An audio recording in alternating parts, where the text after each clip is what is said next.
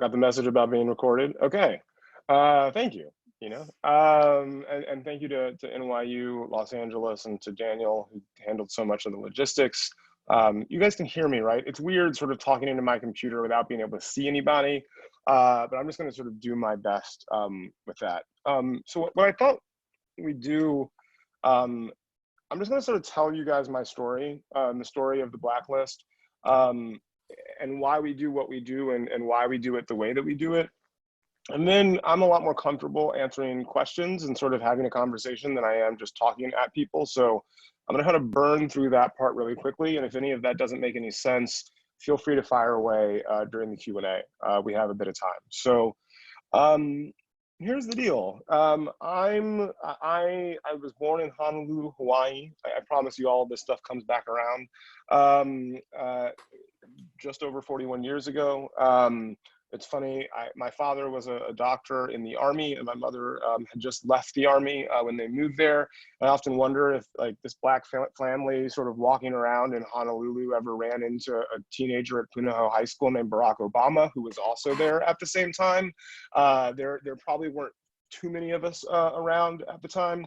But I sort of grew up all over, El Paso, Texas, Fort Leavenworth, Kansas, Germany for 3 years when I was very young. And then we moved to West Central Georgia, a city called Columbus, where my dad was from when I was about 8 years old.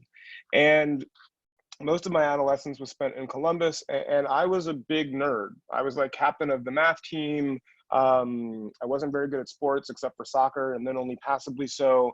And I was sort of rightly thought of by everyone who knew me as Urkel while Urkel was on television, which the results of which are not much of a social life in high school, as you guys might guess.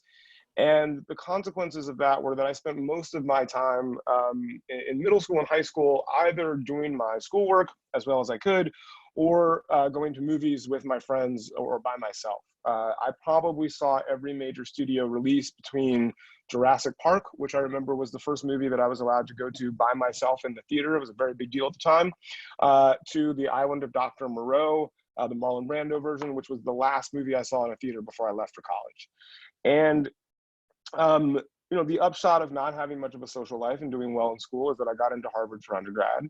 And I thought that I was going to be a math major when I was there, but I very quickly realized that there's a very big difference between being really good at math in Columbus, Georgia, and being really good at math at Harvard. It's the difference between a trajectory towards a Fields Medal or a MacArthur Prize. And literally one of the math graduates in my class at Harvard got a MacArthur 2 years ago, I think, for work that he had started in high school. So I made the right call. And I ended up majoring in social studies, which is sort of Harvard's less than pretentious term for social and political theory, and ended up moving to Cincinnati, Ohio the day after I graduated from college and working on a congressional campaign for a guy named John Cranley, who's actually now the mayor of Cincinnati. He's the mayor in part because we lost that race. So I had to find another job and moved to Trinidad, which is where my mom's father is from, and started writing for the Guardian newspapers there. I was there for 6 months when I moved to New York and took a job that I had been offered my senior year of college as a management consultant at McKinsey & Company, which is best known as Pete Buttigieg's former employer. I think we missed each other by like a year. And while I was there, I was doing a lot of consulting for media and entertainment companies. And I thought, this is amazing. I'm staffed on a project with a major magazine publisher. I'm going to be in the room with the people on the masthead discussing the kind of content that they could publish in order to improve their circulation. And that was not at all what the job was. I remember that project, actually, I ended up spending a significant amount of time figuring out how that company could reduce their spend on paper, which is an undeniably important thing for a magazine company to figure out, but not really how I wanted to be spending 16 to 18 hours a day, 6 days a week. And I was about to quit that job when my entire analyst class, due in part to sort of structural changes in the economy after 9/11, was laid off with 5 months severance. And for me at that moment, it was the ideal time to be laid off, if ever there is one, because I didn't know what I wanted to do. But I was in the situation where for 5 months, I would get a paycheck without having to go to work. And I ended up spending most of my time, again, like in high school, either watching movies or reading about the film industry. And I realized during that time that as much as I loved movies and had for as long as I could remember, it had never occurred to me to work in the film business. You know, I grew up Black in West Central Georgia. I didn't know anybody who had not only was working in the film industry, who had ever worked in the film industry. And I think I knew one person who aspired to, and he was sort of thought of by all of us as like a dreamer who had no chance, right? It was more realistic that I, as someone who was pretty good at math and a decent athlete, again, narrowly at soccer, but like, you know, could run, would be an astronaut and literally go to the moon. That was more likely than coming to Hollywood and working. But I was spending all of my time doing this. And one night in February of 2003, there was a massive blizzard. I rented 3 movies, Dr. Strangelove, Amadeus, and Being there. And at the end of Being there, I walked into my bedroom and bought a round trip ticket to Los Angeles. And the theory was a combination of A, the weather is better there right now than it is with the 2 feet of snow outside, and B, you get one life, you might as well see if you can figure out this film thing. And I was lucky enough that my second day in Los Angeles, I had a drink with a friend of mine from college. She was working at CAA as an assistant. A friend of hers stopped by and said hi and mentioned that an agent at CAA was looking for an assistant at the time, and that she thought that she and I might get along well. So I immediately sent my resume over that was a Wednesday. I had an interview on Thursday. I was offered the job on Friday, and I started on Monday. I was basically a secretary to an agent in the motion picture lit department. My boss, Rowena Arguelles, represented directors who came primarily out of the independent feature world and were sort of beginning to make movies in the studio world. 2 examples, she represented Justin Lin, who had directed Better Luck Tomorrow and would go on to direct a bunch of the Fast and Furious movies and all of the most successful ones. And then my first day working for her was the first day of production on Patty Jenkins's movie Monster, that would go on to get Charlize an Oscar win for her portrayal of Aileen Wuornos. And obviously Patty's next little movie is the sequel to Wonder Woman after having directed the first one 2 summers ago. While I was also there, I introduced Rowena to a short film director that I met at Sundance, who had a little short film out of New Zealand at the festival. She loved the short, signed him. That short went on to be nominated for an Academy Award, and he actually won an Academy Award this year for writing Jojo Rabbit, so Taika Waititi. So that gives you some sense of the kind of folks that she was representing. I was an assistant for her for a year. I got an executive job at John Goldwyn's production company at Paramount, where I was for 6 months, and then I got poached to go work at Leo DiCaprio's company, Appian Way. And there, you know, like every junior executive job, your job is to sort of consume the world, find the best stuff, and give that stuff to your bosses in the hopes that, you know, you can be involved in producing it with them. And because Leo was, you know, a young, successful white male actor between the ages of 25 and 45, I was seeing every script that was around, right? Because if you get Leo interested in your movie, you gotta go movie at a pretty good budget. And, you know, I was a diligent student. I knew that my competitive advantage in Hollywood was never going to be knowing famous people or being cooler than everybody else. But I knew that if I could work harder than most people. And so I would read everything that I got and try to pass the good stuff up that I found. But most of the things that I was reading were what I would call mediocre to bad, right? And in fact, I would say most of them sort of lived in this middle zone of things that are fine, but nothing that you're going to get excited about telling your boss about. And that really is sort of the standard at the end of the day. You want to be able to walk into your boss's office, slap down a script and say, read this tonight, whatever your plans are, and you will thank me for it when you're done. And I wasn't finding many of those, and that really was my job. And so one night late in 2005, I took a survey of everybody that I had had breakfast, lunch, dinner, or drinks with that calendar year who had a job similar to mine. And I asked them to send me a list of up to 10 of their favorite screenplays they had read that year that hadn't gotten made. And in exchange, I would send them the combined list. And I did that all anonymously. You know, threw it all into a pivot table on Excel, output it to PowerPoint, and put a quasi-subversive name on it, the Blacklist, which was a combination of a sort of tribute to the writers who lost their career during the McCarthy era, and also a conscious inversion of this notion that Black somehow has a negative connotation. So I sent that out. I went on vacation. I read a bunch of the scripts that were on it, and a lot of them were really good. And then I went and checked my email at the business center at the hotel that I was staying at. And this list that I had made had been forwarded back to me by dozens of people. And everyone's, where did this list come from? The scripts are so good. And I immediately was sure that I was going to get fired. Not only fired, run out of town, and would have to, make my mother happy by going to law school, which I was really trying to avoid. And so I just didn't tell anybody that I had made it.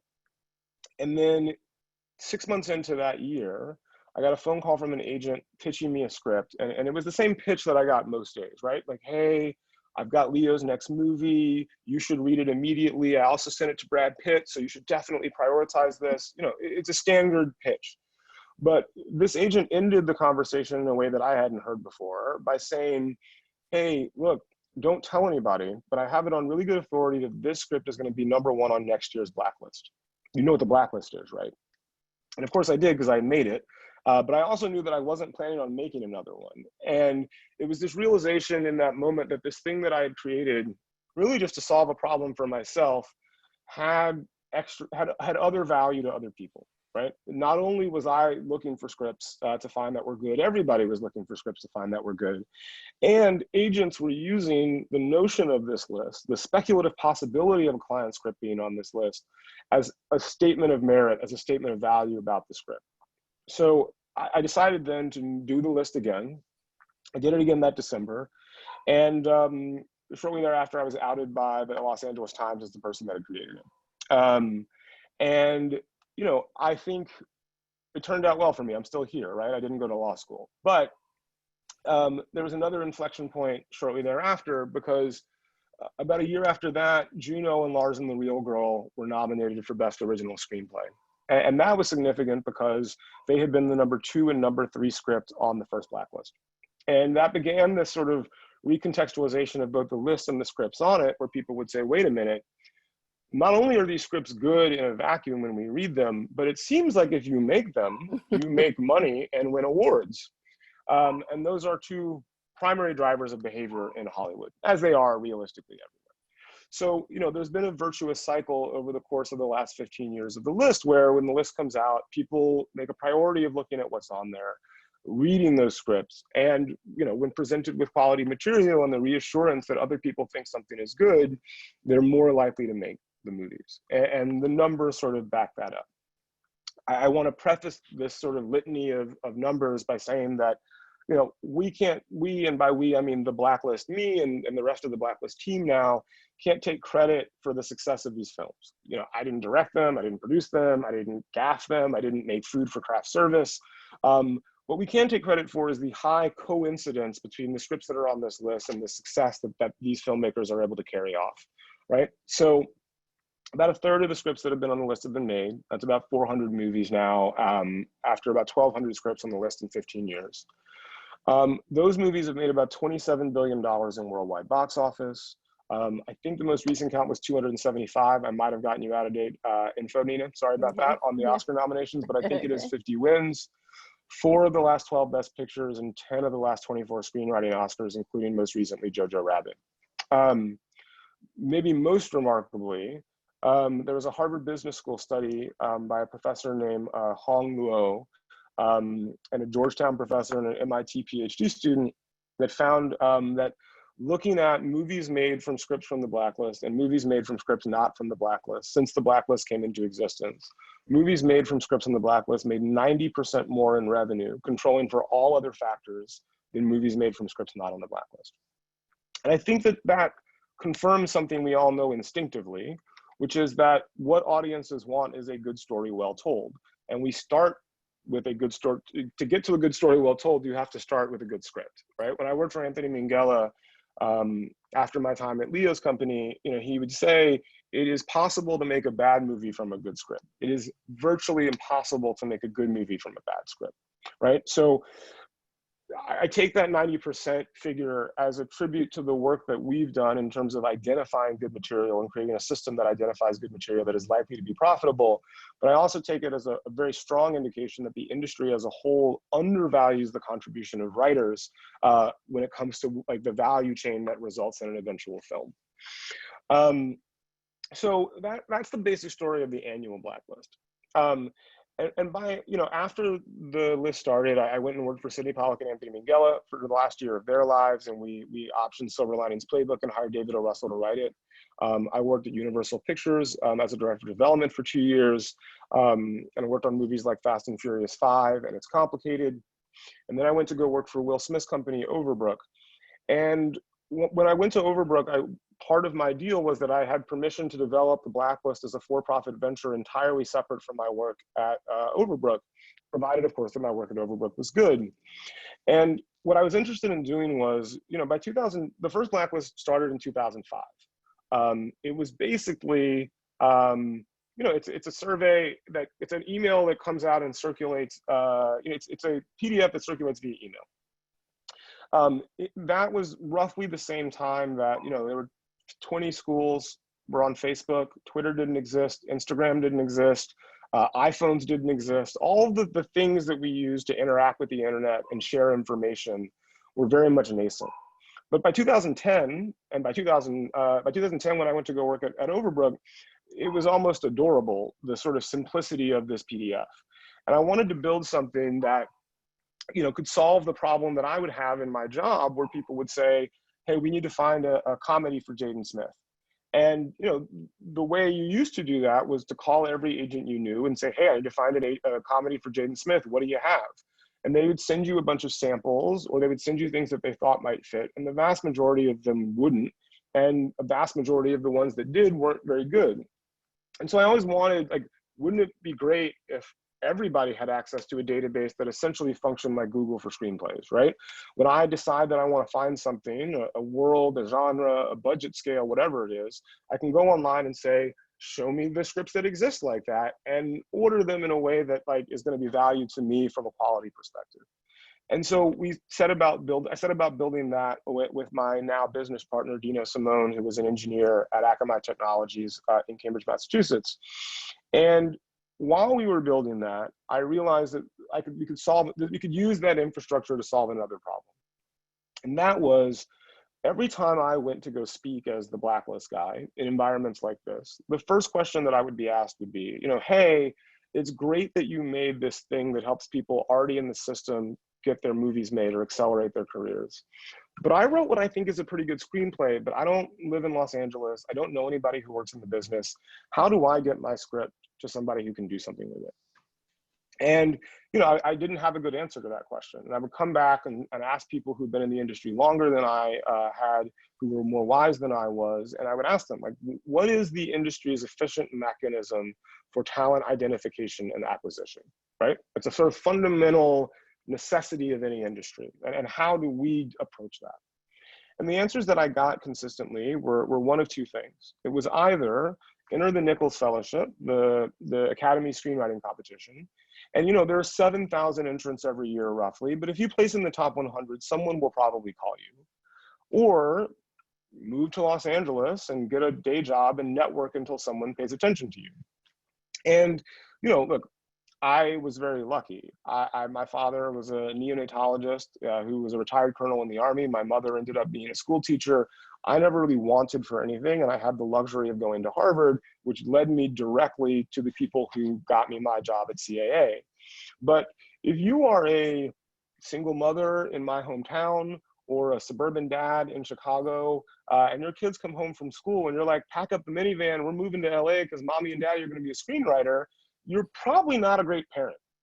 But that doesn't mean you're not a good screenwriter.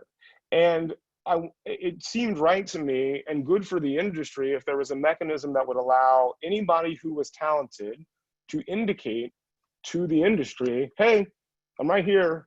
I wrote a good script. And the thing is, a good script alone is not going to get you a career as a screenwriter, right? There are a lot of soft skills that are involved in that, especially if you write in TV. Some of it is, are you a productive creative collaborator? Can you work with other people to continue to improve the thing that you went into a room by yourself to write? Can you make good decisions about the kind of things that you're going to write to map out your career? Sorry, I lost my train of thought there. But you should have a chance to have the opportunity to prove those other skills if you have the first skill, which is arguably the most important. And there wasn't really an efficient mechanism to do that. So what we did was we took this sort of database that we had created exclusively for the industry and said, okay, anybody who's written an English language script, you can upload it to the website for a small fee. And we're going to hire a bunch of readers, all of whom have worked in the industry for at least a year, wherein part of their job was evaluating material. You can pay to have one of those people evaluate your script. You will get your feedback so you can continue to improve the writing and understand why someone rated the script as it does, quite unlike when you submit your script to a production company or studio and you may just never hear back. And if your script performs well in this context, we will then tell everybody in Hollywood, hey, this is a really good script. You should probably do something with it. So we launched that on October 15th, 2012. 6 weeks later, a 23-year-old writer who was living in his parents' basement in Staten Island got signed by CAA. He had written a script, somewhat ironically, about the McCarthy era, which is why I thought it was a practical joke when it first happened.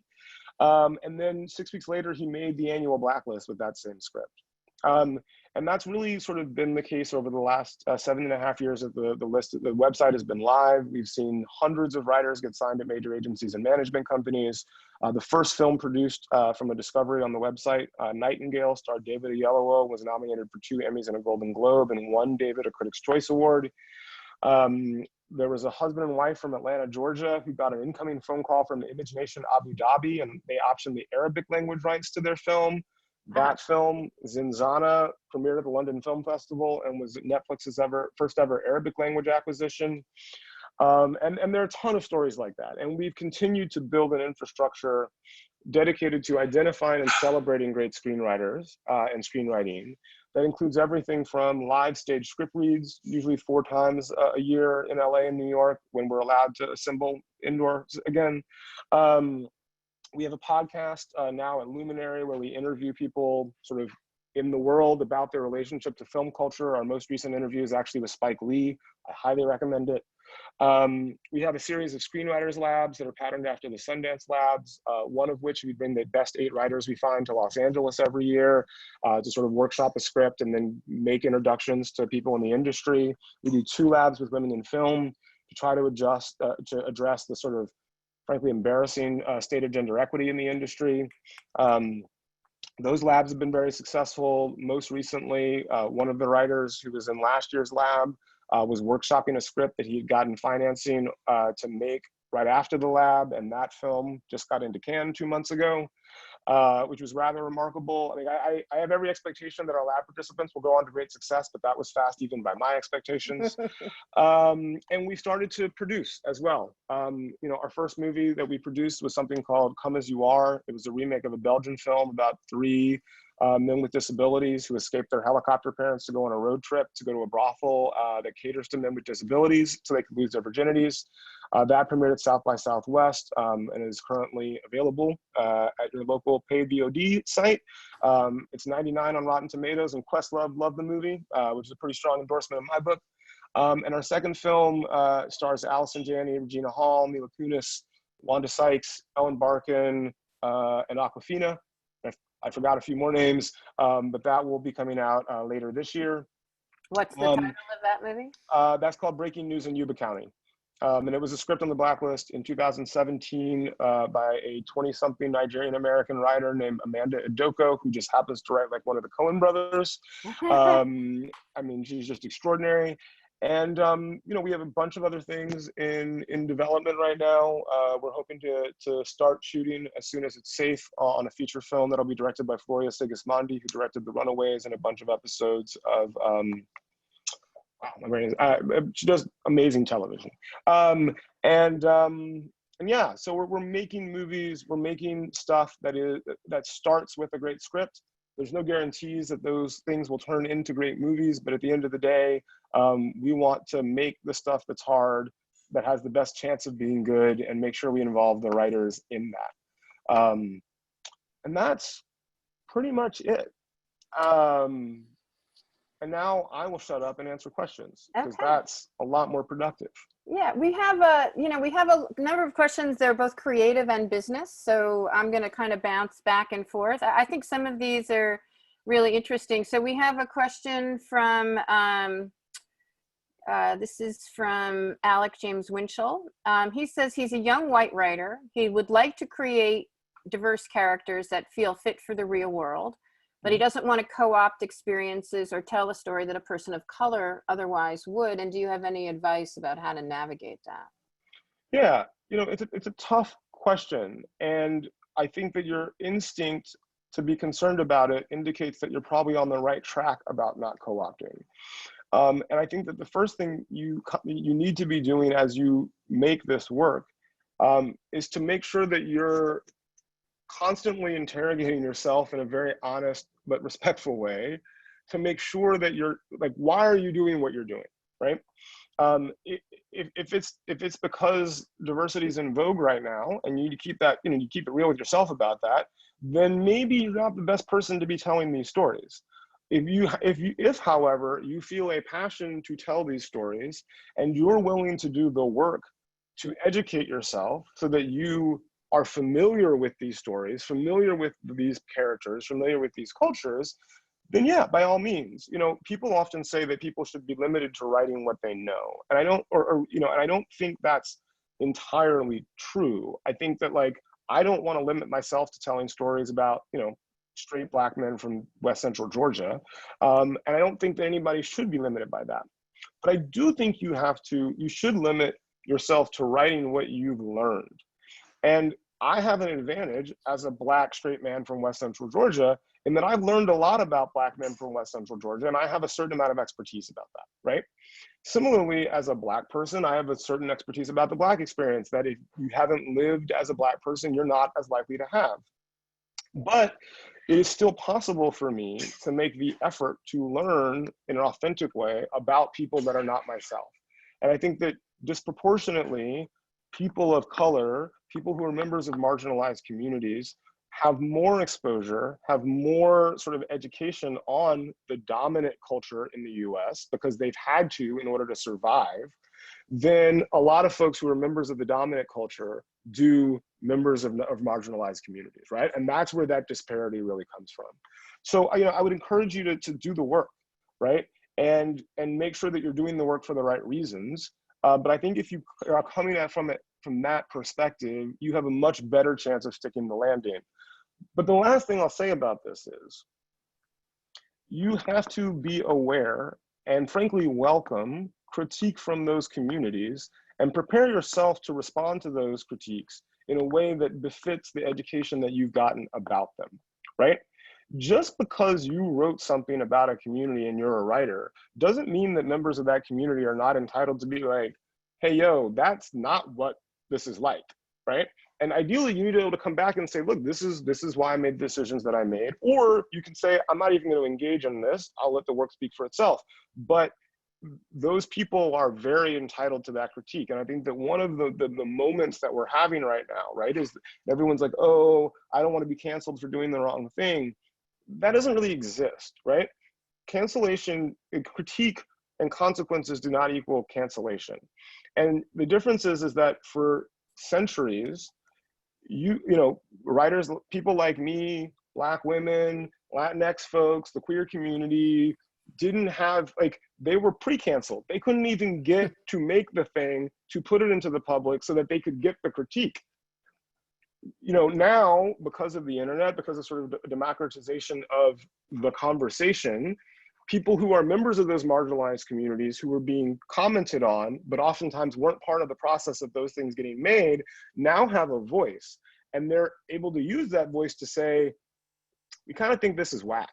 Mm-hmm. And that's a risk you run when you tell any story. So the easiest solution, do the work, make sure it's not whack, and then you can get the praise that you deserve for making something amazing that gets the buy-in of the communities that you want to comment on and write about. What do you think about characters who are scripted without race being specified? I'm sort of jumping off a question. The question is that what do you think automatically when you think of that character? It's not specified, and do you think it's necessary to give a racial description to every character when writing? I think it depends on whether you believe that character needs to be a specific race. right? So, you know, if you're writing something and you have a very specific idea of what that character is, describe that, right? If you don't, and you're open to other people interpreting the story you're trying to tell and what that person looks like or what their background is, then leave it blank, right? But I think that the best way to think about that is not, should I describe my character's race or not? It's, who is this character? Where are they from? What is their background? And what is their background and their experience tell you about how they'll make decisions and how they'll behave in the situations in which they'll find themselves in your story, right? Specificity is ultimately your sort of, as a writer, specificity is sort of your you know, it's a tool at your disposal. And the more precise you can make these characters, the better. You know, it may matter a lot more that a character is from a farm, you know, or a city, than it does whether they're black or white.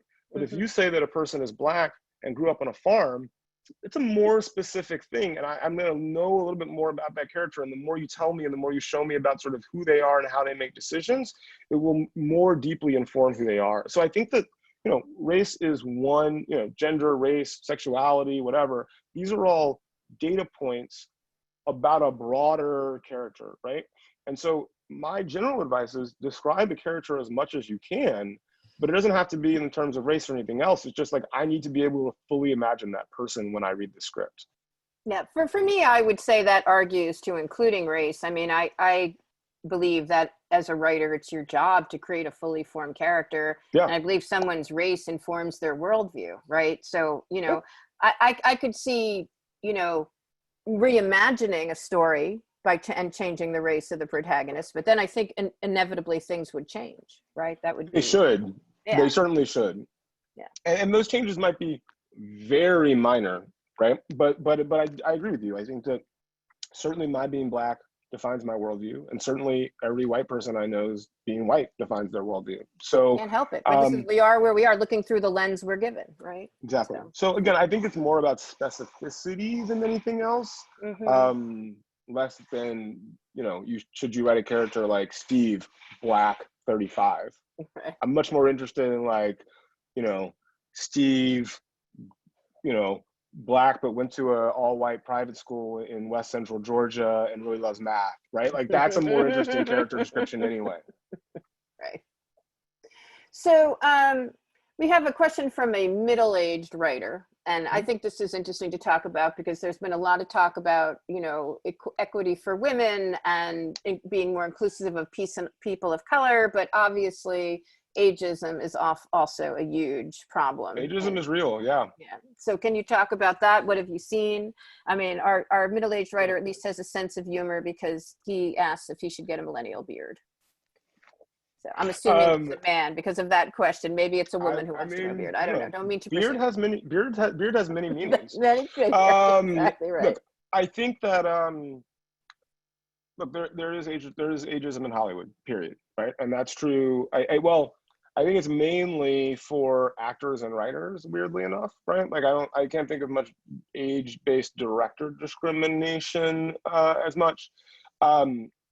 And I think that just that discrimination comes mostly in the form of, like, how do you break in, right? Like the narrative of sort of breaking into Hollywood is very much a 20-something moves to LA. They're working on a coffee shop, or a video store, they're writing scripts, they go to a bunch of parties, they meet somebody, they give their script to, and then everything starts changing for them. You know, one of the things that I think is really important to me about the Blacklist is that it means that you can have a day job in Cleveland, Ohio, and if you wrote a good script, I don't care who you are, you may get an incoming phone call about your work. And I actually think that once you sort of stick the introduction, you have a better chance of sort of navigating things, in part because you're more of a grown-up. And you have the ability to behave like one and sort of understand that, there are compromises that have to be made in life to navigate certain things, and you're less of an absolutist in my experience. But that said, I also remember when a script made the annual Blacklist by a writer who didn't have an agent at the time. He was in his early 70s at that point. And I remember reading the script and thinking this could win Best Picture if it could get made as good as the script is. And I called a bunch of my agent friends and said, you should read this. This is amazing. And they all read it, and then they called me back, and they're like, "Yeah, what's the deal with this writer?" And I was like, "Well, he's in his 70s, and he had written a bunch of movies 20 years ago, and things sort of fell apart, but he's back in the game with this amazing script." And no one signed him. And the movie got made, and it premiered at the Toronto Film Festival, where it won the Audience Award. And then The King's Speech won Best Picture and won him a screenwriting Oscar, David Seidler. And he got signed right after the movie premiered at Toronto.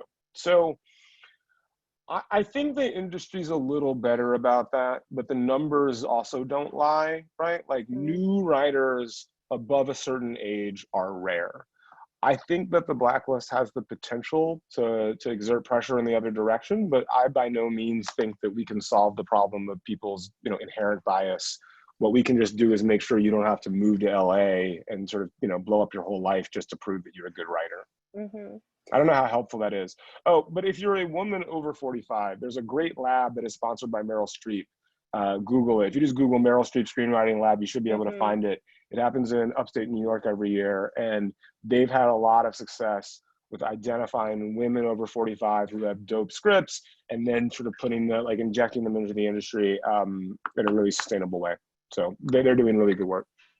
I have another question that's sort of about representing the marginalized community on screen. And so the question is for anyone, not just Black folks, but anyone who's belonged to a marginalized community. How do you balance telling stories that represent the pain of that community without also reinforcing it or reproducing it? It's a great question, and it's one that I don't know that I have an answer to.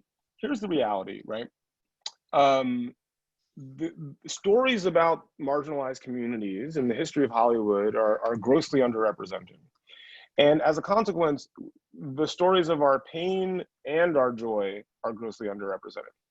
And so, when I see slavery movies, let's just take that as an example, I definitely have an instinct to say, ugh, why are we doing this? But on the other hand, I could argue that the transatlantic slave trade and colonialism more broadly are the defining feature of humanity over the last 400 years, and that the fact that there aren't more movies about it in various forms is dereliction of duty by the film community for making movies and making narrative about the way we live now and why we live now. So I think that what people have to do, what creators have to do, is tell the stories that they're most passionate about, right? If you want to write a story that digs into the trauma of your community, do not hesitate to do that, right? If you want to write a movie that's sort of joyous and about that same community, do not hesitate to do that.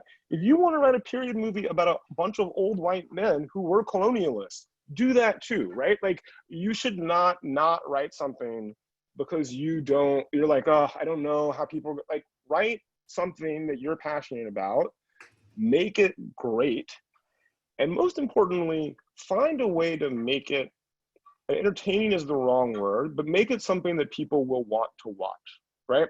Because the other reality of making film is that it is a capital intensive art form.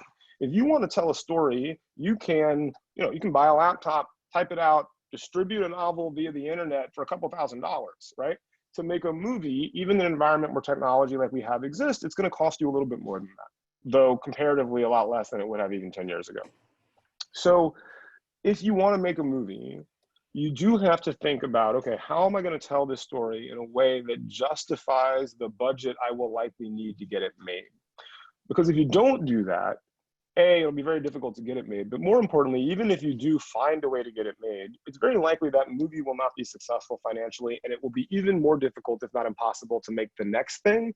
And most people that I know who are trying to be filmmakers aren't just trying to make one movie, right? So I would think about the stories you want to tell, how you can tell them in a way that will capture an audience interest. And I would encourage you also to think about if there are points you want to make, if there are themes you want to explore, there are ways to explore those themes without without doing it in the most direct way, right? Jordan Peele's movies get into a lot of contemporary politics without telegraphing that they're getting into contemporary politics. And I think that there's, Black Panther is a giant studio action movie that basically gets into the debate between Martin and Malcolm. It literally has its final fight sequence on a literal underground railroad. Like, I mean, it's talking about isolationism. Like, it gets into all of these things. I mean, literally, I can't think of another studio movie that acknowledges the existence of slavery as a part of world history, right? And that's rather remarkable. So I think that the question is more like, how do you find a way into telling those stories in a way that like makes sense given the reality of getting a movie made and what a movie is in the marketplace? Well, let's pivot from that to the current moment, because, you know, obviously, George Floyd has, you know, not that this hasn't been a systemic problem, but that sort of has sparked something different. And there was actually, right before we got on today, I saw there was an article, I think in the Hollywood Reporter, about, you know, how Hollywood is grappling with how to make a lasting change to tell more inclusive stories. So what do you think, what do you think the impact of the BLM protests are having on the industry right this minute? And how do you think that that will sustain? Or not? I want to go back a little bit and talk about history to contextualize that a bit. Absolutely. I think it's really important that we remember that Hollywood's first blockbuster was Birth of a Nation, a movie that pretty concretely like rebooted the Klan and resulted in the revival of lynchings in the American South. Hollywood's first talkie, The Jazz Singer, blackface movie. You know, what's the movie that everyone thinks of as sort of the great, you know, one of the most successful movies of all time? It's sort of in the news right now, Gone with the Wind, right? That's not an accident. And I think that if we look at the history of Hollywood, it's really difficult to escape the reality that, you know, the stories that the industry has been telling have reinforced a number of power structures that we are just beginning to reckon with as a society now. So, a few stats. In the last 15 years, roughly, girls on television between the ages of 13 and 19 are just as likely to be portrayed sort of in sexual attire as women between the ages of 21 and 39. Even younger, actually. I just saw a report from C. Jane, Gina Davis's organization, with studies representation. They say that even in children's programming, girls are sexualized in a way that boys are not in children's programming. Yeah, I wish that I could say that I was surprised. I'm actually trying to call up half of Latinx immigrants are shown engaged in some criminal activity, despite the fact that most studies show that immigration, and specifically Latinx immigration, is coincidental with a decrease in crime rates. And one that is particularly notable to me, especially in light of the George Floyd murder, is that in films, roughly 64% of gang members are Black, but according to the Department of Justice, only 32% of American gang members are Black. So when people like Derek Chauvin see people like George Floyd, they assume them to be violent criminals and they kneel on their neck for 8 minutes and 46 seconds, murdering them.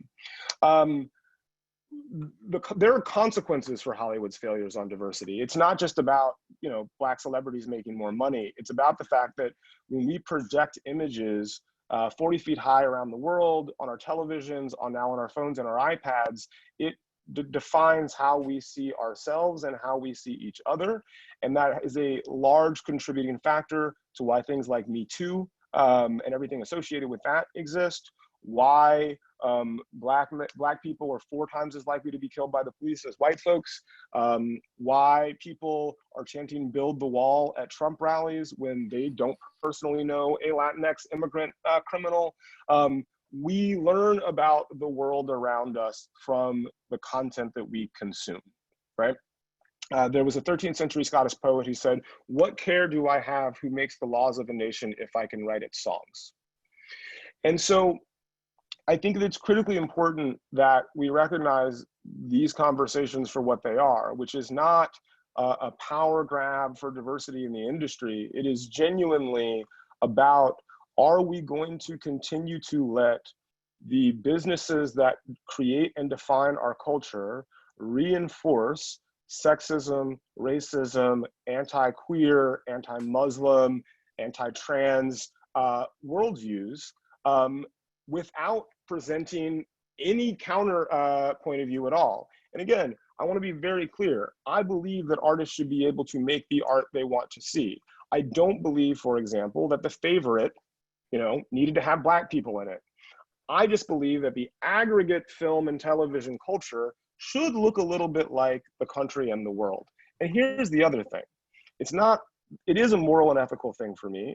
I think it is morally and ethically important that the culture of a country and the world accurately represent the country and the world. It is also a financial thing. If you were a company that made toothpaste and you decided, we're going to make toothpaste primarily for 30% of the population, and if 70% of the population uses that toothpaste, great. You will get blown out of the water by a company that says, hey, we're going to make toothpaste for everybody, right? And I've made this joke before, but it's also a little bit like, if you're a coach of a basketball team in the 50s and you're like, only white people are good at basketball, we're not going to hire any Black people. And then all of a sudden, other teams start hiring Black folks because they're seeking people from the entire population and hiring the best ones. Guess what? You're not going to win very many games if you're winning at all. So I think it's really what I want and what the industry needs to be doing is prioritizing actual merit when it comes to success in this business and not proximity to being a white man, which has been the only affirmative action that has existed in Hollywood for certainly as long as I've been in it, and I'm guessing the duration of the industry. So when we were prepping for this conversation, you said something which I dearly loved, and so I'd like to expound upon that a little bit, is that you said you wanted to talk about the need for comedy in the face of genocide. Yeah. And I think that is really important to talk about because we've talked a bit, and I hear a lot, like, how do you accurately represent the stories of marginalized community? How do you give opportunity? But it can't all be serious, right? I mean, we have to find a way also to laugh. So could you expound on that a little bit? I mean, look, there's a long tradition of comedy in the face of oppression within the Black community. My Jewish friends would, I believe, claim the same thing about their tradition. Yes. And I also think that it's part of how humans survive. I don't really believe that there is not comedy in our darkest moments. And I think that if you're going to tell the world as it is, and you're going to talk about those dark moments, even if it is a tragedy, there will be comedy because there is comedy in those moments. And that is a natural way that human beings survive in the face of it. And so you can look at Jojo Rabbit as the most recent example, right? Like a comedy set amidst the genocide of the Jews by Nazi Germany. Mm-hmm. But I think that there are countless examples. And I also tend to think that the movies that have made me cry most are often ones that also made me laugh.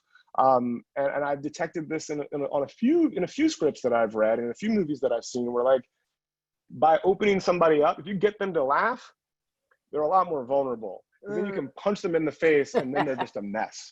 And I don't know why that works. And anybody who's a psychologist or has a psychology background, I'd love to hear more if that's like a natural human sort of brain organization thing.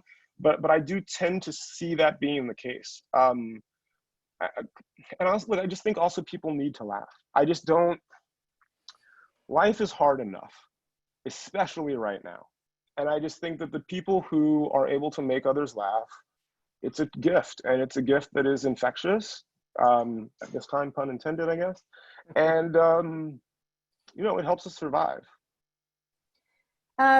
Thank you. I totally agree with that. I'd like to pivot from there to talk a little bit about allyship, which is something that we also talked about, and I'm going to read a question because it relates to this in a more personal way. So the question is, I'm a young Black woman, an emerging writer-performer who recently decided to drop my manager, largely due in part to his profound silence during a time like this and an overall lack of communication.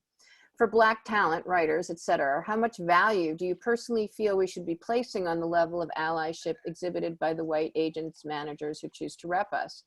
And as folks in this power in this industry now seem to be finally, in quotes, opening the doors, do you think we will start to see a shift in more writers being staffed or projects being sold directly through talent versus through representation to facilitating those meetings? I think that's sort of a two-part question. It's about allyship, and also I think about what's happening with the industry shifting with the Writers Guild dispute with the ATA and all of that. I think there's Yeah. Here's the thing. Your representatives are your employees, right? sort of really. Sorry, Nina, you say something? Oh, Yep. we might have lost her. All right, I'm going to answer this question then, and hopefully we'll get her back. Your reps, or maybe I'm gone. Can you guys still hear me? If someone can hear me, can you write in the chat that you can hear? Yes, great. Okay. So your reps are your employees. You are the CEO of your company. Your name is the company name, and their job is to do what you want them to do. Right? So if you want them to build your career in one direction, they should go do it. And if you don't, you need to find new employees. Now, the question about whether you should fire them because they're not vocal enough publicly, that's for every individual to decide, right? Personally, I would much rather know that the person that I was working with is doing the work quietly and not being performative by posting a black tile on Instagram, right? I want people to do the work. I really don't care about performative allyship in the short term because the long term is what matters. But I do think that it's really important that your representatives understand who you are, who you want to be, what you think your path is to get there, and work with you to help you do it. And it sounds like if they weren't checking in on you at this very difficult time, they weren't likely aware of any of those things and likely to be able to help you sort of navigate from where you are to where you're trying to go. I don't know about whether people are going to be getting jobs more directly now in the wake of the WGA ATA thing or anything else. My instinct here is that the agencies and the writers will come to an agreement at some point in the future, and hopefully they will do so with a deal that recognizes the substantial contributions that writers make, again, to the value chain. But look, I think that people are already getting jobs without reps because they have direct relationships with the people who are making the film and television. But at the same time, agents are helpful. They negotiate your deals. They have, in general, more information about the opportunities that exist than you will ever have access to, or anyone you know will ever have access to who isn't a rep. So they do have value. And it's my hope, and I'm seeing some indication that the reps at a corporate level are getting better about pursuing that kind of talent, in part because they know there's money to be made there. But I tend to be a skeptic until proven wrong, and I hope to be proven wrong. Now I don't know what to do. Wait, look at that. Nina's back. Love it. Nina, you there? Hi. Hi, I just finished my answer, so we can go right to the next question. Oh, there I am. Can you hear me? We can hear you. Okay, good. Because I don't know what happened to my computer there, but I lost it. So I think that I switched to the phone, being ever flexible. So I guess the next, I'm going to move into some questions about sort of getting started. We had a number of those, so I thought it would be interesting to talk about them. Yeah. One question that came up was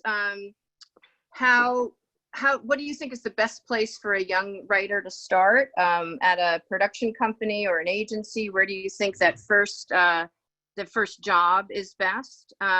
So can you talk about that, about how to get in the door? Yeah, you should be writing. I think that if your long-term goal is to write. Is it helpful to sort of work as an assistant at an agency because it means that you're going to know more people in the business who may be able to put you on? Yeah, sure. But if you know people who are already doing that because they want to be producers, you're already covered in that department, you can send them your script, and if they're your friends, they'll put it in the right hands if it's actually good. I would prioritize writing well, and especially right now when, you're not really going to be able to go get a job right now and you're probably locked down somewhere. Get to typing. You know, because at the end of the day, if your goal is to write, you know, the time that you're spending as an assistant at an agency or at a production company is time that you're not writing. So, I mean, I've given this recommendation before, like find a place with a low cost of living that you would be happy living in, get a job that covers your costs, and write and write and write. Or travel, live, so you have something to write about, right? I think people overvalue, like, okay, I graduated, I gotta go right to LA, I gotta get the right job in the industry, I gotta get the next job in the industry. But it's like, okay, great. So your life has been school and chasing a Hollywood dream. What are you writing about exactly? And that's not to say that people that do that don't have lived experience and don't have something to say about the world, but you can always gather more lived experience. And if you can find a way to sort of foot the bill for that, you know, if you're tutoring or doing something online, you could travel all around the world and write while you're doing it, as long as you're covering your bills. And honestly, if your writing ends up getting better, it may be even more productive than that first year in Hollywood when you're answering somebody's phone for a living.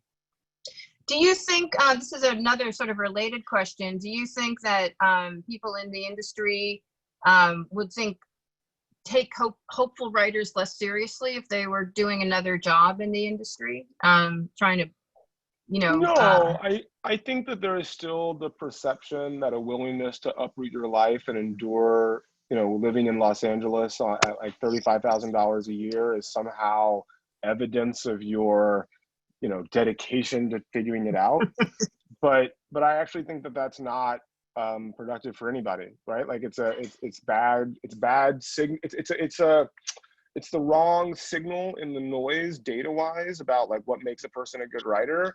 And it's also like not the best thing. I mean, look, everybody has to sort of make their own call, but I think that the lifestyle that comes from keeping your costs low and being able to focus on this thing that you ostensibly love, which is writing, is probably a better lifestyle than working 12 to 14 hours a day, 5 days a week, kind of being on call at all times for your job, paying higher rent, having a higher cost of living, and then trying to eke out the writing when, you know, in the few hours that you can every day. You know, take a year, take 2 years, really focus on the writing. Let's say you graduate at 21, you can always move out to LA at 23 with 2 or 3 really strong screenplays under your belt. And then when you get that first job, everyone you meet, you could be like, hey, check the script out, right? But also, like, look, I'm not gonna lie, you know, you will learn a lot about how the industry functions by doing these jobs, but you can learn that very quickly by working as a writer, right? And now that the Blacklist website exists, you really can be anywhere in the world. If you have a great script and it's evaluated well, like someone will probably call you. And what do you think, this is another question, how do you advise writers to protect their IP? Do you think registering at the Guild is best, or a copyright, or what do you think? Here's the thing, odds are ain't nobody stealing your script, right? Because, you know, there are ideas that are similar, but you can't copyright an idea, and no one is trying to like take your script and say, okay, I found this amazing screenplay, so I'm gonna rewrite it and change it slightly so that I can do something with it. It's a lot cheaper to just buy your screenplay from you, right? So if someone finds something amazing, that's gonna be their default. But yeah, look, register your script with the WGA, you know, but look, you can also just send your script to yourself via email, right? And then you have a digital record that like, this was the thing that I had access to and I alone did on this date at this time. So if anybody tries to claim that this is theirs, they're gonna need to prove that they had it before this date, right? So I think that that's I think that the fear of having your script stolen is highly overwrought. I know that in the context of the Blacklist, every single download of a script on the website is marked in the PDF. And my partner is a bit of a security junkie. So when I asked him like, well, you know, what if they were able to remove the marking? He was like, yeah, good luck with that. So yeah. So here's a question from Anonymous. Someone's working on an HBO Max show that's wrapping next month, and they're wondering about what they're observing about the staffing situation during COVID in television specifically.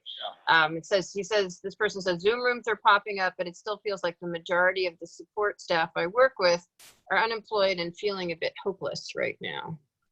Yeah, I wish I had better news.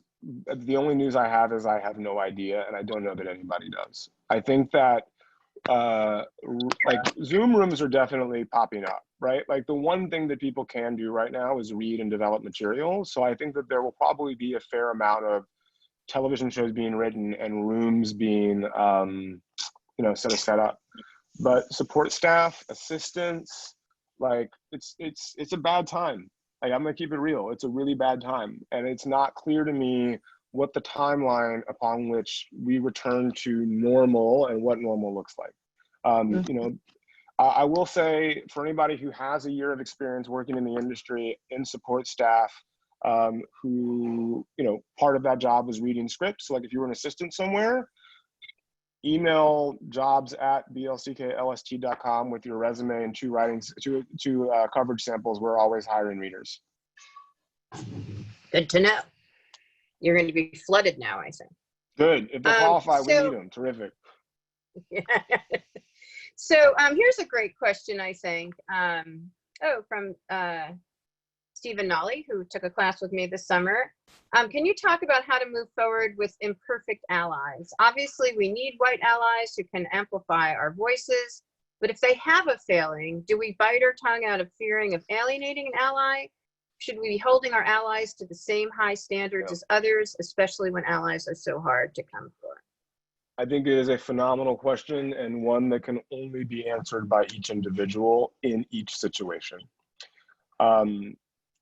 Those of us who are members of marginalized communities have been dealing with this question for literally all of our entire lives. And you pick your shots when to call people out. You make your decision about whether to call them out publicly or to call them out privately, or to call them out privately first. And then if they still resist, then calling them out publicly because you have to. Look, I think we have to expect more of everybody, and I include myself in that category. And I think that it's permissible to make criticisms of people when they fail to live up to your standards. But I think the bigger question is how you deliver those critiques. And I have found, and I think everybody has to, again, you season to taste, right? You have to do what allows you to continue to live in the world and believe that you are the person that you want to be. I have found the most success by bringing things up privately with people and bringing receipts and doing it as dispassionately as possible and expressing it first as, hey, I think you may be doing yourself a disservice with X, Y, or Z, right? I'm not trying to imply that they don't know what they're doing. In fact, I'm not going to comment one way or the other on that. I'm just going to say, hey, you might be doing yourself a disservice, and here's why. And then, look, if I believe they don't realize what they're doing, then I'll say, you may not realize this, but X, Y, or Z, if you have a direct route to that person. If I don't have a direct route to that person and there's a venue in which I can make the criticism, again, I try to make the criticism as dispassionately as possible by citing facts that countervail their stated point of view or their claim, so that it's not about me, Black person Franklin, calling somebody out for being racist or sexist or anti-queer. It's me being like, hey, bud, you're factually wrong here, right? And that's a slightly different, it's the same thing ultimately, but people can draw their conclusions about the racism, sexism, or anti-queerness of it. You're just pointing out that they're wrong. And actually, I think that that's more valuable because, again, at the end of the day, I just want people to work with facts. And if you work with facts, what you're going to find is white people are no better at telling stories than Black people. Men are no better at telling stories than women, right? And study after study after study after study after study validates that. And so when I bring that to the table, that's what I'm saying. I found the most success with that. I think it varies, and it really is just sort of about what makes you comfortable. And how much, frankly, how much nonsense you can tolerate from people, right? Yeah. I have my tolerance has decreased over time. When I was younger, it was a lot higher. Right. Well, I also think that I do think what you said about choosing to do it privately is a good call, because I think that people, when called out publicly, feel embarrassed, and then they'll go into a defense and they won't hear you as well as if you. I mean, here's the thing. I don't care if they feel embarrassed, and I don't care if they take offense, because if they're wrong, they should be embarrassed, and they should get out of their own way and not be on the defensive.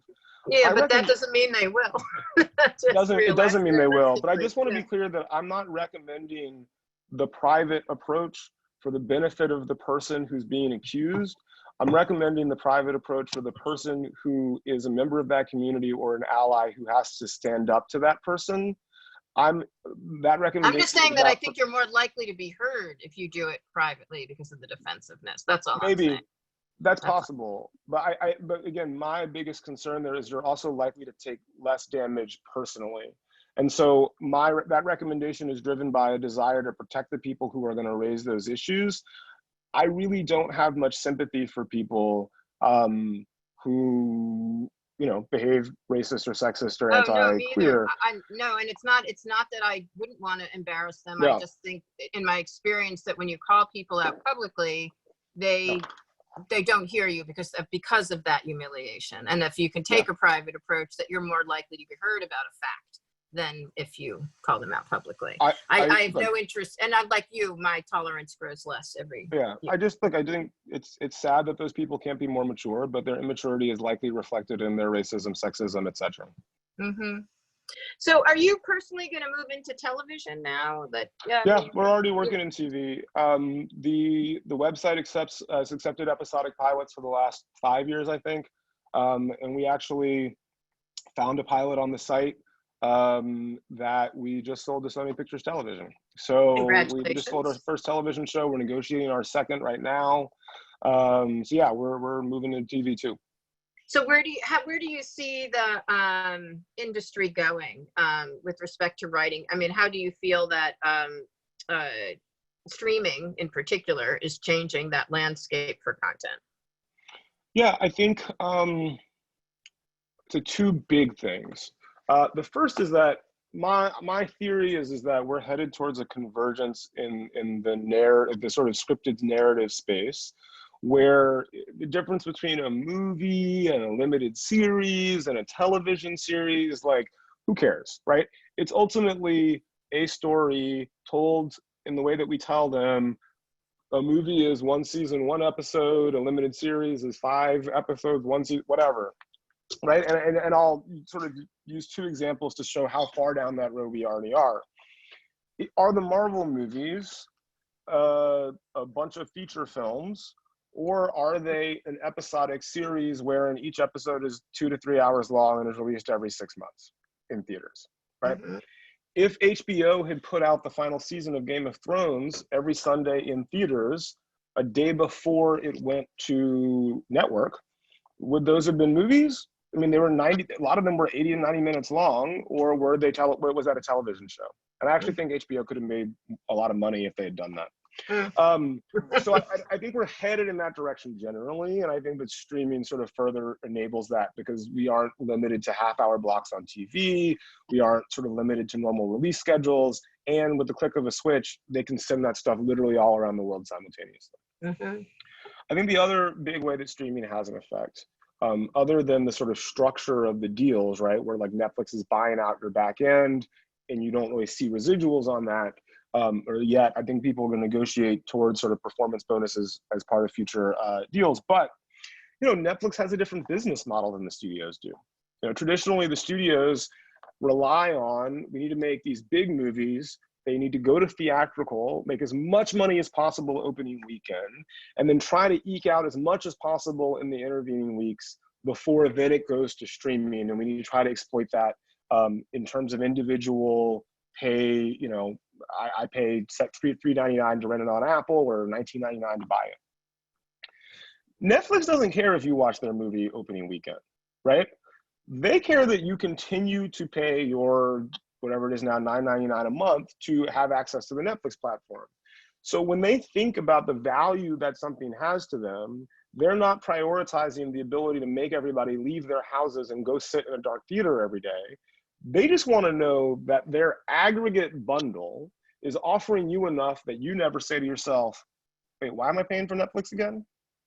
And so I think it changes the calculus around what a movie has to offer and to how many people in terms of the green light decision. And I think what's really interesting about that is that if you look at Netflix in particular, you know, they pride themselves on the fact that they use data and data about their consumers' viewing habits to determine what kind of movies they make. And they make a lot more diverse movies than the rest of the industry does, and a lot more diverse content. And they have shown, and you can sort of go back and look at Mindy Kaling's new show, you know, and a bunch of other stuff, that things that have people that are not white men are doing very well all over the world. Like literally that was the #1 show, I think, in Sweden the weekend it came out, right? So, and I mean, there was a weekend, the weekend that When They See Us came out, they also dropped the Ali Wong Randall Park movie, Always Be My Maybe. I don't think there's a media company, I genuinely don't know, that dropped a major motion picture and a limited series in the same weekend from the Asian community and the Black community. I can't remember a time, right? Mm-hmm. So, and they're doing that not because they're good on diversity, though I think that's a priority for them as a company. They're doing it because they want to make sure that everyone keeps paying their Netflix fees. And I think that, you know, that shift is a very interesting one to me, both from a diversity standpoint, but also from a what kinds of movies are going to get made. Let's not forget, their first Oscar plays were Beast of No Nation, Mudbound, Roma, and 13th. Asian American director, Black female queer director, Mexican director, Black woman director. In other words, the world we live in. I mean, they got Marty in there, you know. Yeah. Here's a question from Jeff Gordon. Can you make it in the industry without managers or reps as a writer? Is the Blacklist a way to achieve this? I think you can break into the industry via the Blacklist for sure. I mean, like hundreds of people have. I don't know why you'd want to go through your career without a manager and an agent, right? I think the question is like, how do you find the right manager or agent? You know, you want to talk a little bit about that, about what you would consider the right rep? Yeah, I mean, I mentioned it before when you were having the tech issues, but like your reps are your employees, right? It's a little bit like, could I start a startup without hiring employees? Sure. Would I be more impactful and more successful if I had really good employees? Yes. So how do you find the people that you want to rep you, or that you would be happy to have rep you? When reps pursue you, treat that process like an interview process. Would you hire them to do the job that you need them to do, which is help guide your career, tell you what you need to know to make good decisions about your career, negotiate for you aggressively, and make sure that people know who you are as a talent? That's their job. And that's what you should be testing for when you decide whether or not to bring on a rep or not. But I mean, could you? Sure. I think there probably are people that do. I genuinely don't know why you'd want to. You know, they say in courtrooms that a person who represents themselves is a fool for a client. It's not that different in Hollywood on some level. Well, if for no other reason, it's very hard to negotiate for yourself. You almost definitely have to have a lawyer, but even separate from that, like, I understand the general antipathy towards reps, but at the same time, like, there are good ones, and they do a good job for their clients. The challenge is finding one who, you know, again, these are people who represent you in the world. You need to find somebody who you're comfortable representing you to the world. Totally feel that. Okay, so I'm going to go back to some other questions. Can you talk about, here's some other good questions. Can you talk about writers of color that don't write writers of color's issues films? That's sort of one. And it's sort of related to that, do you feel establishment gatekeepers feel that they're not getting their money's worth if they hire a writer of color that wants to write the next Star Wars instead of writing about, quotes, the struggle? Do you feel like that's a way in which writers of color are being marginalized into content? I think on a macro level, yes. I think that is rapidly declining. Right? Like, look, there are people going to make assumptions because of, who you are, that you're going to be that. Yeah, some will. But like, Victoria Mahoney, who's a Black woman, just sought second unit on JJ's most recent Star Wars movie. J.D. Dillard and Matt Owens are two Black guys writing a Star Wars movie right now. I think that there's plenty. I don't think no one's going to be like, oh, I didn't get my money's worth. You didn't give me enough like trauma porn, unless they hired you to write trauma porn. But that's a different conversation. Right. And I think that separate from that, like I said before, there's no reason why writers of color can't write stories from the dominant culture. We're just as exposed to it as members of the dominant culture are. We've had to be in order to be successful. I'm just as big a fan of Amadeus as I am Do the Right Thing. And so I don't see any reason why. And I think that, I'm very pro that, if Spielberg can make a, Holocaust movie, I can make a movie about, 13th century churches, which is what I'm doing with Floria. Okay, we have a bunch of, let's see. Okay, here's a question that I don't even understand. Please talk about ear movies. I don't even know what that means. All right, ear movies was a name we gave to our recorded table reads that were part of our podcast.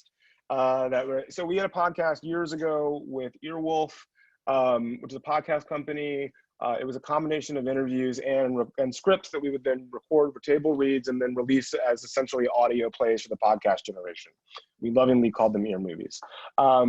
When we brought the podcast back with Luminary, our intention was to do both interviews and more ear movies. And then COVID happened. So literally our first two interviews were in studio, and we've done every single interview since then via Zoom. It is virtually impossible to do a high quality ear movie via Zoom. We've been trying to figure it out. So those are on hold until we can gather people in rooms again.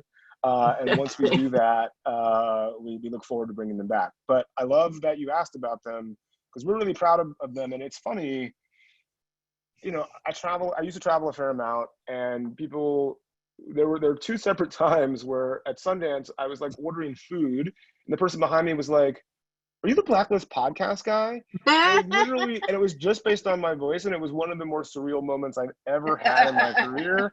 And they seem to have been a lot, like, we didn't have a massive audience, but they seem to have been much beloved, because everywhere I go, people talk to me about them, and it means a lot to me. So thank you for asking.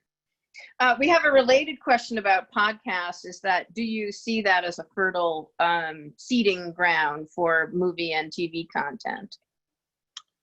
Yeah, I think that existing podcasts who tell stories well are 100% seeding ground for great movies and television, right? I think any good story well told is a good seeding ground for movies and television, right? There's scripts, novels, graphic novels, video games. I'm still waiting for the Captain Crunch biopic. It's coming. It's coming. It's in development. Definitely coming. I think ICM represents that cereal company. Yeah. I'm not kidding. I know. Yeah. But my point is like, it doesn't matter where things come from. What matters is it a good story that people are going to want to see? And can you convince people that this is a story that they want to see, and that you can tell it well enough that they're going to want to see it, right?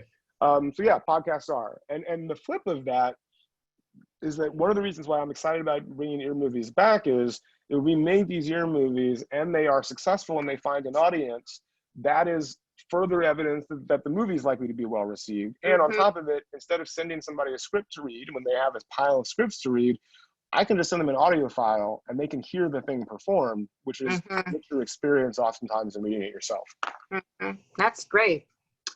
We have a bunch of questions that are just about the Blacklist. And since we have a little over a half an hour left, I will dive in there. So does putting my feature on the Blacklist restrict me from trying to get the film produced using other methods? Absolutely not. The only rights that you cede by hosting your script on the Blacklist is the right for us to host it on the Blacklist. By all means, you should be trying to do everything you can on behalf of your script and your career while the script is hosted there. And not only that, use the fact of it being on the platform as a way to speed that process outside of it. One of the things that I wasn't expecting when we launched the site was that people would take the script evaluations that they got from the site, use them in their query letters and say, hey, I'm so-and-so, my script got 3 8s on the Blacklist, this is the log line, and here's some quotes from the evaluation. Mm-hmm. And more impressively, there have been writers who have taken quotes from mediocre evaluations, right? Like the sort of brief positive things that people have said and said, hey, readers at the Blacklist said, my script was a taut thriller. It was funny at times, right? And the score is like a 4, but the person says, okay, taut thriller, I'm intrigued, tell me more. And then they'll read the script. So I think people like use the Blacklist as a tool to get where you want to go. That's literally how it's intended. Does this next question is, does the Blacklist use Black readers, followed by, so often we find ourselves in pitch meetings with executives who just don't get our pitch? Yeah, I would say 2 things about that. One, our readers are more diverse than Hollywood, but less diverse than the country, and we're working on it, is the honest answer. What I would also say, though, is that unlike just about every other sort of entry point to the business, you know, we give you back your feedback. So if a reader reads your script, they, you know, have their evaluation, and then you can read it. And if you have any reason to believe whatsoever that there was bias, that they didn't read your script in full and closely, that they, you know, confused the character's name, I promise you the only person more mad about that than you is me. So please email us and tell us what happened, and I will personally get into it. Look, on a sort of fundamental level, like all of the readers at the Blacklist know who they're working for, this guy, and they know that I don't have any tolerance whatsoever for any indication of bias whatsoever. So any taste of that, and they no longer have a job with us. Mm-hmm. But separate from that, yes, you will find. Wait, I want to add one more thing to that. Go ahead. Yeah. You, as a storyteller from a marginalized community, you will often find yourselves in rooms with people who are not of the community that you are a part of. It is also part of your job to try to convince them that your movie is something that they should want to watch. And in the same way that I would expect a white writer who came to pitch me at Universal should be trying to pitch me a movie that I would want to watch, even though my experience is very different than his or hers. And so I would strongly encourage you to not default to the assumption that the reason why someone is responding to your material is because they don't share your background. And make sure, like, look, if everyone in your community is like, yeah, this is fire, this is our story, this has to get made, and then, you know, a bunch of white folks are just like, I don't get it, right? Okay, then maybe you might be onto something, but you got to have a real conversation with yourself and with the people in your community that are saying they love it about whether they really love it. Are they saying that this is the best thing they've ever read? Is this a really good thing? Or is it just that, like, maybe there's a story point that's not landing? Maybe you haven't communicated the richness of your story in a way that would actually get them interested. And that's not to say that that bias doesn't exist. It does. I've lived it. All of us have. But I strongly encourage you to approach storytelling as, I'm going to make this so good that even the most look, there are a bunch of racist people that love Black Panther, right? Like, there are people out there right now who are waving Confederate flags who had a good time in that movie. You know how I know? The movie made $1 billion. There aren't enough not racist people in the US to cover all of those ticket costs. So that you can, if you are making a story that is emotionally compelling, you can get a long way, even with people who are predisposed not to like your stuff. You can't get all the way there all the time, and there are going to be people who are just idiots, but you really got to look inward and make sure that, like, you are certain that this is it and they are missing it before defaulting to that assumption. Okay. That's really fair. So this is there are a couple of questions here that are sort of similar. So I'm just going to try to figure out how to combine them, but it's like basically talking about the scoring process and what you're looking for. Is there a common thread? How do you judge? What are the judging criteria, and what's the scoring process? So I have a fundamental belief that all art is subjective. Like, I don't believe in an objective standard of art. And I think that within the context of film, there are plenty of movies that we can all think of that you loved and people who you respect hated. And so we're less interested in capturing like an average score on the Blacklist than we are in capturing a full picture of the subjective response to the script. So each reader is asked to read a script and rate it on a scale of 1 to 10 on 5 categories and overall, based on how likely they would be to recommend the script to a peer or superior in the industry, right? What we're trying to capture is that thing when you read something where you're like, yo, I have got to tell people about this. Or, yo, I got to warn people not to read this.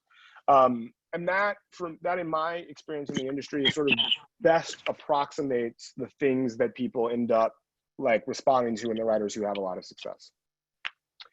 Separate from that, what we're looking is to aggregate a bunch of reads of a script so we can tell our industry members, this is a script that consistently gets 5s. It's mediocre, right? As opposed to, this is a script that gets a lot of 8s and a lot of 2s. People love this thing or they hate it. But as an industry professional, I'm going to want to read the thing that people love and hate over the thing that's consistently mediocre every day of the week and twice on Sunday, right? So we're trying to capture that more than we are some sort of objective standard. And how many readers read each script? As many as you want to. So each script evaluation is $75. If you get an 8 out of 10 or better, you get 2 free months of hosting on the site and another 2 free script reads, because we want to keep the good stuff in and learn more about how people are responding to it. And we've literally had a reader, we had one writer upload their script, pay for 1 evaluation, and I think I had to call him at like 35 evaluations and be like, I'm out of readers for your genre, man. As we have more readers, I will let them read it, but I'm sorry, wow. I'll let you host it forever for free. Right? Well, there's someone who's dedicated to the craft. You got to give them that. Yeah, but again, it was like, that's an automated thing, right? Because every time they would get an evaluation, it would be an 8, they'd bank 2 more reads, and those reads would happen, and then they'd bank another 2, because the script just kept getting good reviews. And that's, again, as it should be. And then not only that, like, look, if you're somebody who, I make a habit of getting my Oprah on and giving away free hosting and script evaluations. So if you follow me on social media, follow the Blacklist on social media, you will see plenty of opportunities to take advantage of the site without ever having to pay a dime.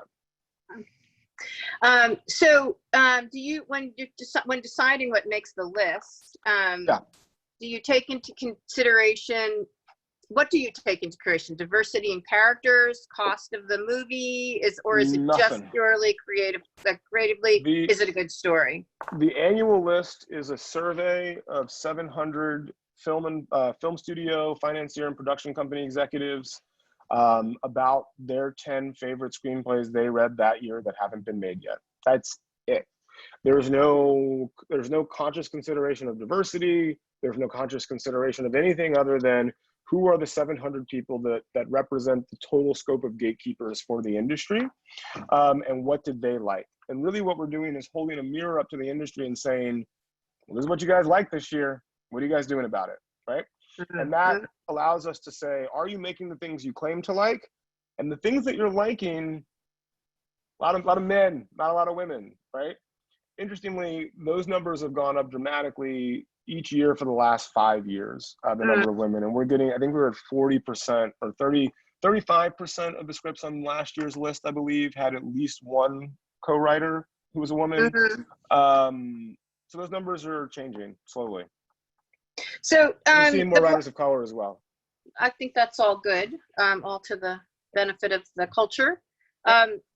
Is the Blacklist, this is another question, the Blacklist stats are the ability to earn money, right? That shows, but things that come out of that earn money. But this questioner is wondering how much the scores or reviews are based on the ability to make money.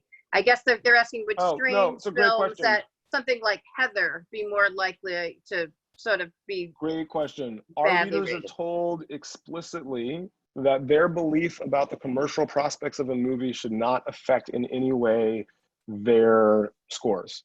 So again, they're literally told to rate a script from 1 to 10 based on how likely they would be to recommend the script to a peer or superior in the industry, period, full stop. Now, the qualitative portion of the evaluation includes 3 sections. There's a section on the script's greatest weaknesses, or its greatest strengths, right? And that strength section is about, within the context of the script, what is strongest about it, right? And there's a weaknesses section that's about, within the context of the script, what is the weakest about it. And there's a section that says commercial prospects, and that is based on the assessment of that individual reader. What is their belief about the likely commercial prospects of this movie? And again, they're told that that part should not affect the score.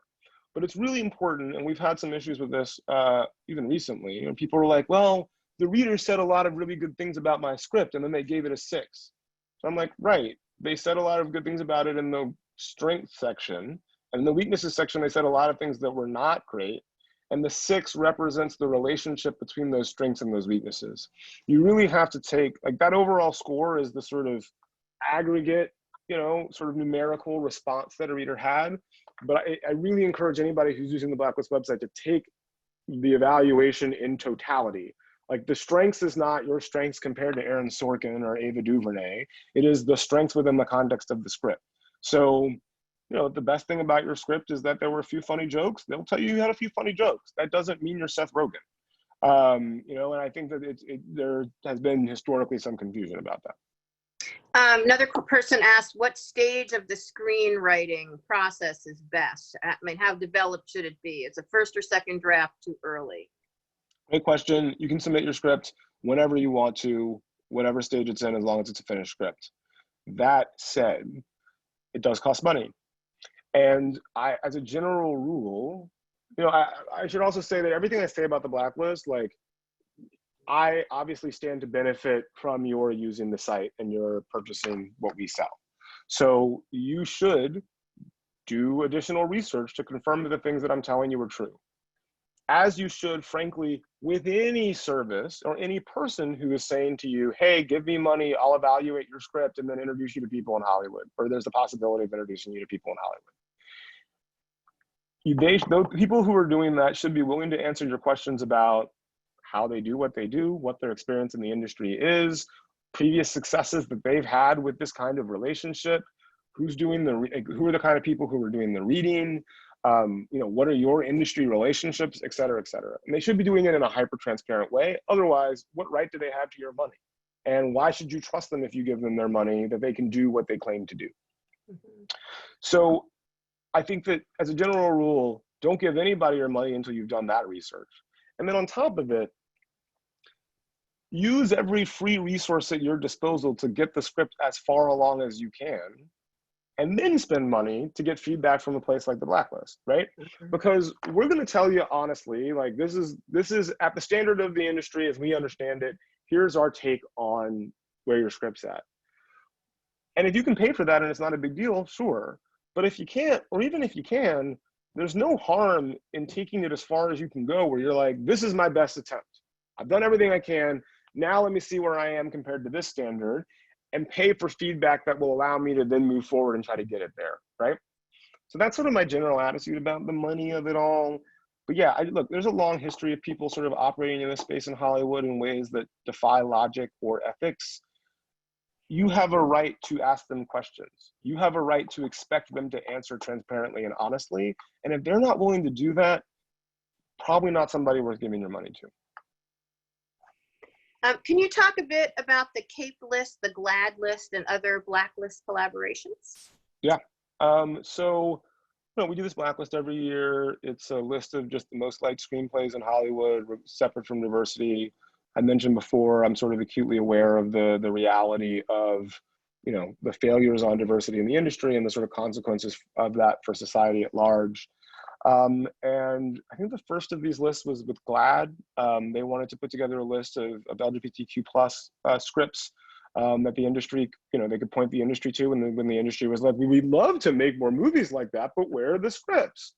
So, we identified a bunch of high scoring scripts on the site that fit the bill that they were looking for, shared it with them. They then additionally validated them that they sort of, included images and stories that they wanted to see more of in the world. And we announced the first of those, I think it was 2 Sundances ago, or 3 Sundances ago now.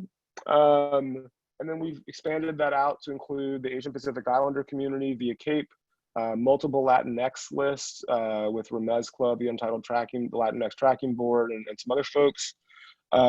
We did a disability list with Easter Seals and the Hollywood disability community. We've done, I'm losing track. We're in the process of setting up a Muslim list, and we just announced one with the indigenous community with Sundance Institute. That's So super cool. again, look, the goal here is simple. There is no scarcity of great material. The question is do the people who are making that great material have access to get seen? And when they do, can they get seen with a high enough spotlight that people in the industry that have the power to sort of advance them in their careers can do so? And I think we do a very good job of shining a very bright spotlight that accelerates that process. Well, here's a question from someone who clearly thinks you're a slacker who's not doing enough, Franklin, but because I'm tired listening to you. But the question is, why doesn't the Blacklist hold a high-profile contest like Nickel, Austin, or Final Draft? Because contests are garbage. Okay, talk about that. Why would we? I'll put a very fine point on it.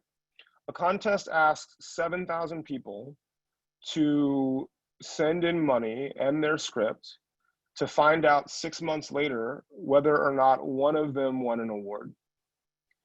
In that 6 months, the Blacklist will host more scripts. Well, in any given year, we host more scripts than any screenwriting competition has ever had in any single year ever. But in those 6 months, we will give back to writers who submitted to us somewhere on the order of 10,000 script evaluations. So feedback will be delivered to them. Dozens of writers will sort of sign with agents and managers because of the connections that we've made. We have multiple partnerships with studios as sort of big as Warner Brothers to identify writers during that period for 2-step guild minimum first look deals, which are worth about $100,000. So yeah, I think contests are great. I really admire what the Nichols does, but the Nickel and Austin can't do what we do because we don't care whether you placed first or 500th. What we're trying to do is connect what you wrote, if it's good, with someone who is likely to like that script.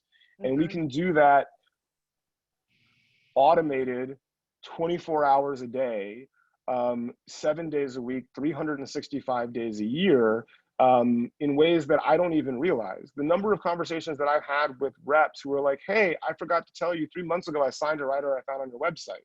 Or, oh, I forgot to tell you we're making this movie with New Line. I found the script on your website, right? That's not me doing that. That's not me putting out a press release saying this person won our contest. That's not me putting a check for $20,000 in one person's pocket. The ecosystem that we've built does that on its own and connects people to people who will hire them and people who will represent them to sustainable careers. That's the actual industry, not a cottage industry that, tells everybody, hey, everybody look over here once a year. Are the award-winning screenplays that came out of the Blacklist centralized on the website to be read? No, we do not share screenplays with anybody without the explicit or implicit permission of the writers who wrote them. So when we put out the annual list every year, we just put out title, author, logline, representation, producer, and studio information.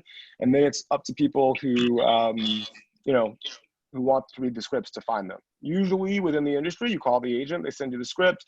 Very often now, some industrious assistant will gather them all together and make them all available, but we do not without the permission of the writer. Are you accepting nonfiction pitches for like documentary, or that's not your thing? Yeah, You're about the written word. I love documentaries. They are very much my jam, especially in the evening when I have nothing else to do. But no, I think that I don't understand the marketplace for that stuff as much. And, I think that, our business is scripted television and film. What do you think is the most over exhausted screenwriting trend or writing trend that you think? Where do you think, where would you like to just say, I'd like to never see that again? I think writers trying to write something better than the worst thing that came out the previous weekend.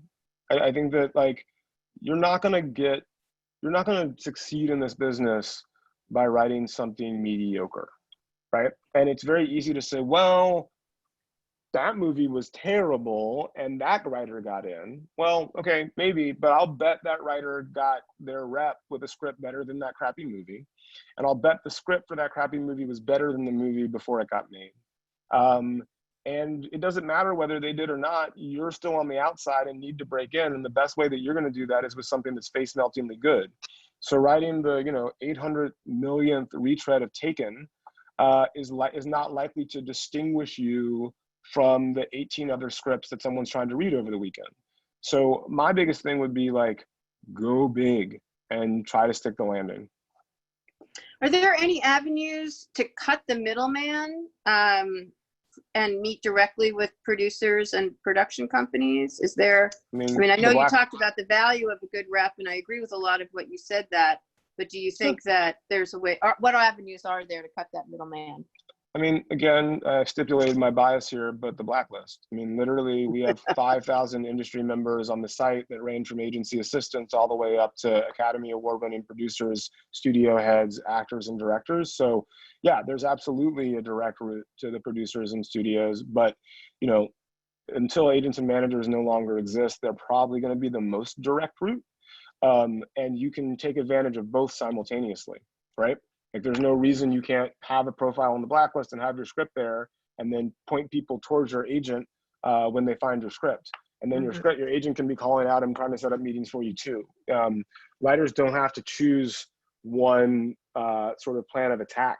It's like sports a little bit. If everybody knows that there's only one way in, then if you're a football team and you've got a good air game, they're just going to shut down your air game. So you need an air game and a running game. And you got to run all of it all the time.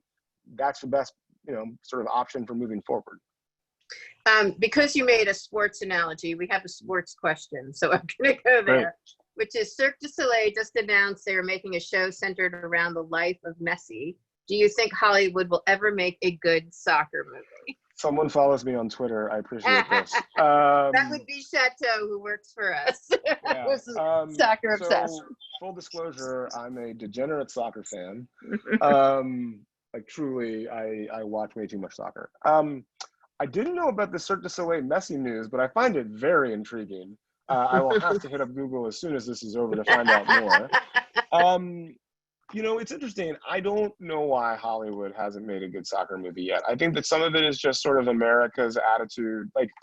Hollywood is America-centric. We have a crappy national soccer team. It is what it is. I think that, soccer's become infinitely more popular just in the last 20 years in the US. And the industry has become less US-centric over time, which I think makes it more likely that you'll see things that are made about the world's most popular sport. Some evidence of this, for example, is if you look at Amazon Prime and Netflix's documentary content, they have a ton of docuseries following random teams from around the world on their season. Off the top of my head, Leeds United, Juventus, Barcelona, the Brazilian national team. There's a documentary about Queen's Park Rangers, right? And these are just the ones that I can think of that I've watched some of in the last 6 months. So I think there's an appetite for it now. And I think it's really just a matter of what's the story?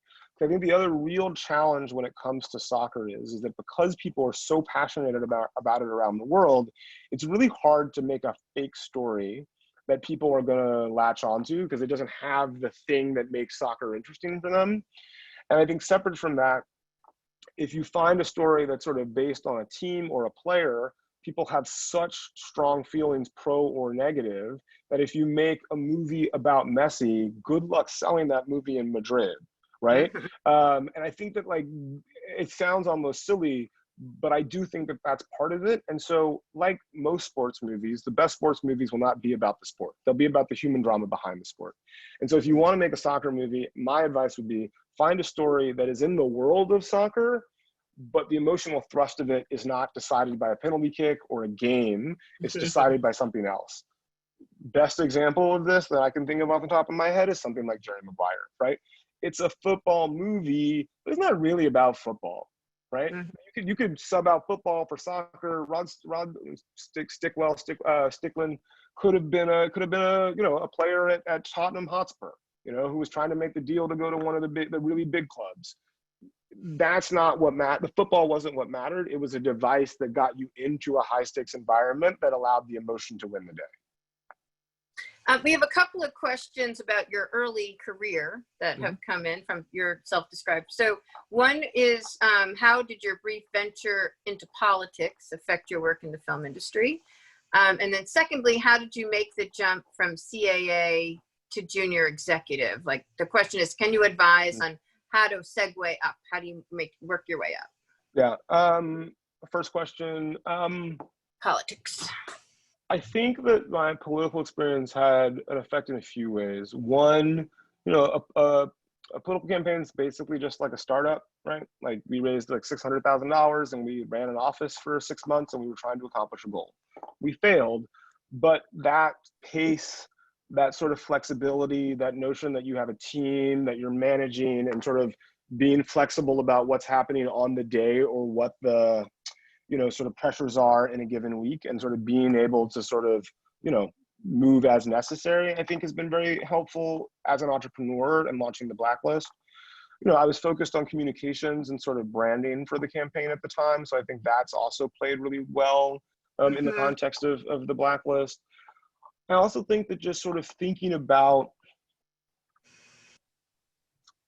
look, I'm a political junkie separate from my having worked on the campaign. And I think that, film and television is the most consumed storytelling that exists in the world outside of politics, right? And politics on some level is a negotiation about the narratives and about the world in which we live. And I happen to believe that the content that Hollywood makes is part of that negotiation, right? And that's one of the reasons why I'm particularly concerned about the numbers in the industry. Hollywood loves to pat itself on the back for being progressive politically, but it's really hard to make that argument when over the last 10 years, the directors at the major studios have been less diverse than Donald Trump's cabinet. And that's a fact. So, right, because he's got Betsy DeVos, Ben Carson, and Elaine Chao. It's like 13 or 14%. That's about what it is at the studios for directors, right? So you can tell me that you're progressive politically. You can tell me that you stand in allyship with Black Lives Matter, but it's kind of hard to claim that when your hiring practices don't match that, or your content practices don't match that. So, I think that thinking about film and television in the context of the broader world was probably hastened by my experience working on a political campaign. And I think it's very much affected my worldview. In terms of making the jump from assistant to executive, I was very lucky. I had a boss who was vested in my long-term career success and not only how I could be valuable to her as her assistant. So about 10 months into my time working for her, she got me the gig as the CAA assistant at Sundance. One of my jobs while I was there was to check the door at the CAA party at the Sundance Film Festival. It's a weirdly powerful position to be in as an assistant. And, look, people wanted to get into the party. They were making me all kinds of offers. But I think that the way that I obviously refused them because my bosses were standing right behind me most of the time. But I think how I handled those situations, a few people came to me and said, hey, when you're back in LA, give me a call, let's talk, right? And, the sort of unwritten contract with your boss as an assistant is that you'll work for at least a year for them. And so 10 months in, I went to my boss and I said, look, I have these conversations with people who said they wanted to meet with me. I don't know how real that is. And I would love to take these meetings, but I also don't want to getting back to you that I'm taking these meetings and to have you think that I'm trying to leave. I promised you a year. I'm going to give you at least a year. But full transparency, I just kind of want to figure out what's out there and what the deal is. So I'm going to take these meetings. And to her credit, and I owe her endlessly for this, and this is why we're still close friends, and I think of her as an older sister, she turned around and says, Franklin, you have no business being an assistant anymore. We'll get you an exec job. And, you know, a month later, I got the job working for How long John. had you been working for her at that point? 11 months. And, you know, I had an interview the next week with John Goldwyn that she got me. And 3 weeks later, I started working for him as an executive, literally a year and a day after I started working for her. But again, so really the best advice is do a great job, show you got hustle, and be transparent. I'll say it's a few things. Number one, be a good assistant. And what I mean by that is be the kind of person that your boss is happy to see every day when they arrive at work, right? Be the kind of person that's trying to anticipate their needs and provide for them before they realize they have those needs. Constantly improve, like engage in continuing education separate from your job, right? So for me, it was about, I'm going to know everything about screenwriters and independent directors. And so I was the guy that by the end of my time as the assistant, like other assistants were coming to me being like, hey, what should I read this weekend, right? Like word got out that I was that guy. So sort of cultivate an expertise in something so that if there's a, you know, if you love horror movies, like become the horror person, and then like, you know, make sure that you're keeping an eye on when Blumhouse is hiring, right? And then the most important thing is be selective about who your first job is in the business. And I say that knowing full well that not everybody ends up in a position to choose. But who your boss is going to be, it shouldn't affect your trajectory as much as it does, but you want to find somebody who treats their assistants well, and not only that, who wants to see their assistants succeed.